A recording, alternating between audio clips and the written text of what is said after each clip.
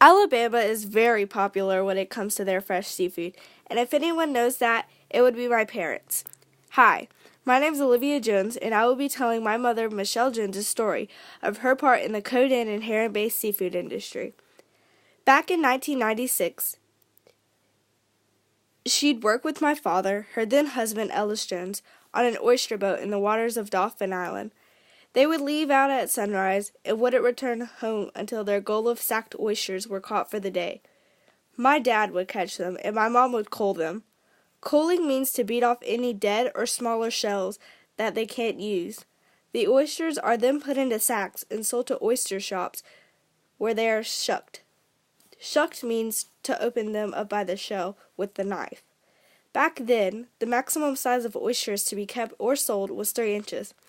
Sometimes, while they were working, the conservation would close the reefs due to such high water levels from a lot of rain. Seeing as we get a lot of rainfall, I'm sure my parents weren't always able to work outside on boats, but they always worked from my dad's uncle's oyster shop.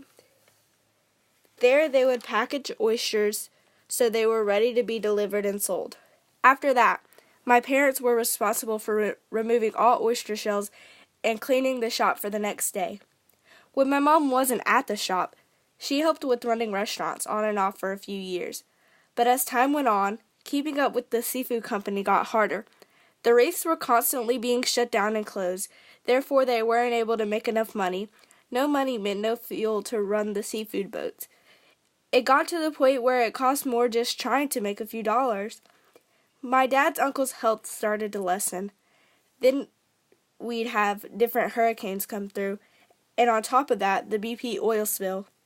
It all affected the company, and eventually the seafood business started fading away. No one was able to keep up with the shop. Nowadays, we have hundreds of oyster shops up and running.